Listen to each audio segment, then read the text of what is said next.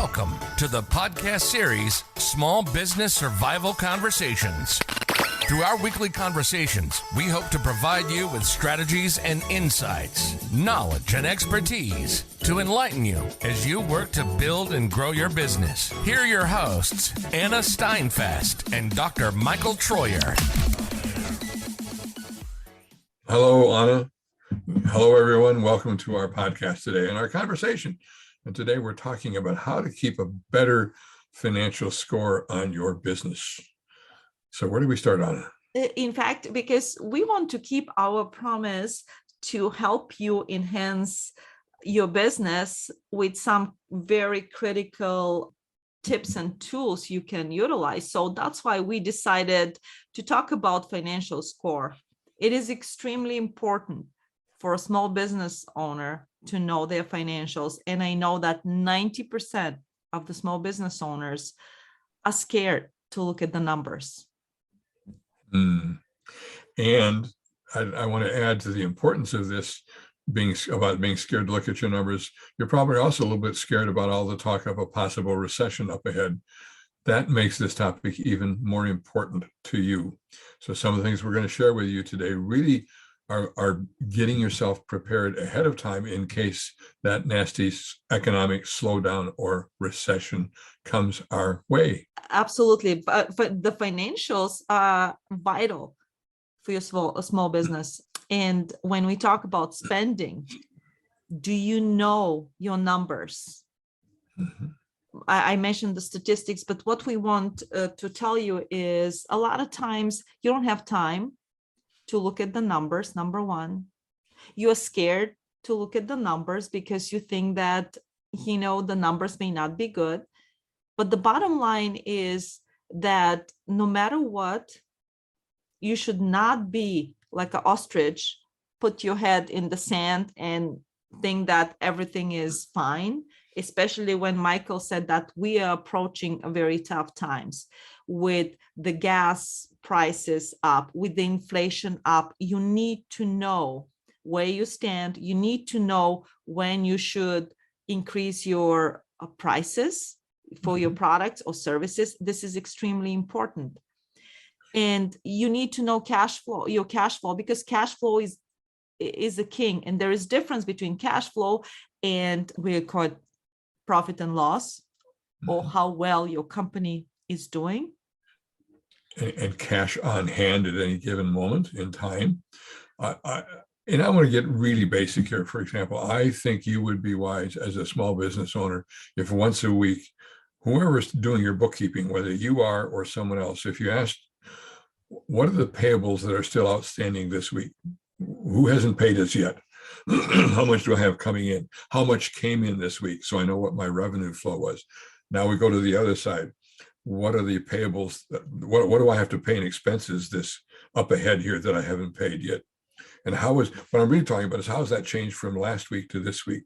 It's just a little way of keeping track of how my business is flowing, because that's where your cash flow is involved. It's going out to pay bills, or it's coming in because someone's paying you for something you provided them as a product or service. But having a little feel for that by looking once a week helps you to be better at managing your business. When you see that trend going down or up, it's telling you something. You're either celebrating because you're doing better, or you should be worrying because you're not doing as well. So the simple things like that, we don't think about, we have to learn to do.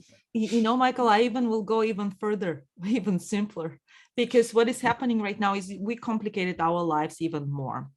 A business may have a lot of income stream. When I say income streams, income tracking devices, like some businesses are using, especially if you're a service provider, you may be using Apple Pay, you may be using Square. So all these different funnels of income, and you don't know because you don't track it. Michael was saying on a weekly basis, on a monthly basis. And at the end of the year, you just bring all your receipts to the accountant and you think that everything, like they'll square everything. But what I suggest, even have a notebook. And in this notebook daily, I'm challenging you to do daily revenue. This is how much I made. Expense, every expense, everything what you pay. This is how much I'm spending for this and this and this. And at the end of the week, just total everything. And you will have better idea where you're going, because it's easy, the profit and loss. It's you know what, how much you're making minus how much is your expense. This is your profit. And just review every single line. And again, if you don't want to go, and if you don't know how to work with Excel, that is fine. A notebook can be utilized, old-fashioned one. And I promise you, once you start tracking it and monitoring for the next, let's say, 2 months, you will be amazed what kind of changes you can make in your business to be more profitable, and to see whether you can squeeze or some of the expenses you have done, whether they're necessary for you. It's a quick example. Let's say that you've been watching your revenue on a daily basis, and it's two weeks in, and suddenly you see your sales beginning to drop. Ooh, could that be the sign of a slowdown in the general economy? That's going to make you say, where on my expense side can I begin to control things? Do I have too much inventory? Maybe I don't need to buy that crate of oil that's coming in, or that crate of other materials that I need for my production process. Maybe I can wait another week and see how sales go, so we don't get too much inventory built up. Or other ways in which we can pare back some of our expenses. You need those little triggers to get you to think, as Anna's saying, more about your business today and this week, so that you can respond a little quicker. End of the year, with the accountant telling you that you've lost money, you don't have any profits this year, it's too late. You Yes. need to be thinking about it on a much more frequent basis. Absolutely. And the other, I would like to send a message to other businesses, Michael, who they hire an accountant and then they think that everything is fine. No, it is not. If you do not look at the numbers, the accountant are just tracking your numbers. A lot of times the accountant, they don't tell you what exactly you should be looking. I mean, some of the accountants, I don't want to bulk all the accountants, but I think you're the owner. They're not the owners. You should know your numbers, so you should get into a habit looking at the numbers. If you don't understand something, ask the accountant, say, hey, what is this entry? Why do I do that? Why this is what it is my profit is this. How do I get better? What is my profit margin? All these things the accountant can tell you if you ask them, and if you constantly monitor your numbers. I'm going to throw out two quick ideas to go right on top of what you're saying. I would propose that you ask your spouse, your significant other, to you give them permission to ask you once a week, how did the business do this past week? I'm proposing you have somebody to keep you accountable for doing this. And you have to be prepared to say, well, we did better this week, or we did worse this week, and here's what I see happened.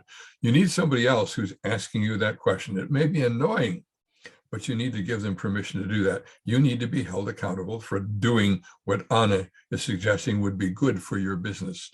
It could be maybe somebody in the business who's directly beneath you, your plant manager or your vice president of business, whatever, but you need that accountability. The other thing I want to throw out is that I think I'm always so worried, I'm trying to run a business, make sure we get money in the door, etc. I don't think much about what I call a reserve, which is in our personal life, we'd call a savings account. I worry now, I didn't used to, but I worry now because I'm aware of how tough life gets when the income goes away because of a recession, let's say, and I don't have something to fall back on, be it a line of credit, but I prefer that you have a so-called savings account, a reserve in your business.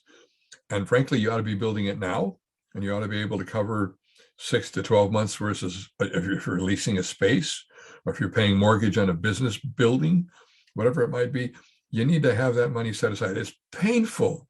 I need that money to buy groceries and to have a little fun on the weekend. No, you need also a reserve. And you got to get in the habit of putting a little bit of money aside to protect the business, including you. I love these two things. And, if some of our listeners are thinking about, well, if I ask my significant other, or if I ask some people, I don't want to I don't want to share information. We don't ask you to share detailed information. We just ask you for them to ask you, is the business going better than the previous week? That's it.